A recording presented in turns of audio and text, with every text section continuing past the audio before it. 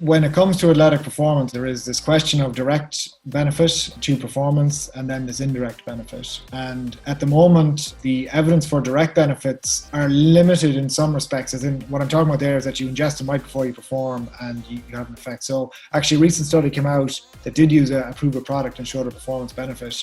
And then there's been a couple of other ketone ester studies that have shown similar.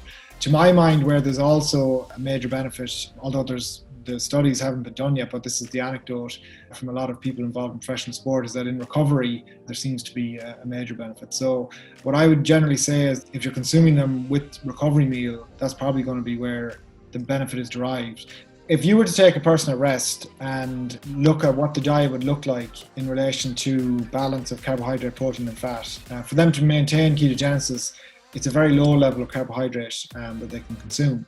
When someone exercises, there's a phenomenon known as post-exercise ketosis. Regardless of what diet someone's consuming, the body is kicked into a ketotic state in the post-exercise period, if it's allowed to do so. Now, most of the time, you've got people who are feeding very high amounts of carbohydrates, sometimes simple carbohydrates and protein, and that will dampen this post-exercise ketosis.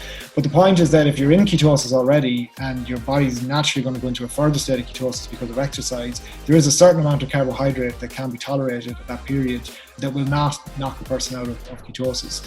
So there's examples of, particularly of endurance athletes who are training for a couple of hours a day, they can get away with greater, maybe 50 to 100 gram of carbohydrate per day compared to, say, less than 20 grams typically be prescribed on a ketogenic diet. The simple answer to the question is a certain amount of carbohydrate is tolerable within the post-exercise period without kicking you out of ketosis, but it's not a huge amount, probably, like I said, 50, 60 grams at the most. The only caution I would say there is that if it's in the evening time that you've done your workout, you want to probably use a caffeine-free ketone salt rather than a charged ketone salt, just because of the fact you don't want to disrupt your sleep. But what I'd say is that, yeah, the combination of ketones and caffeine can certainly benefit performance if taken before exercise and then using it in the post-exercise period as well.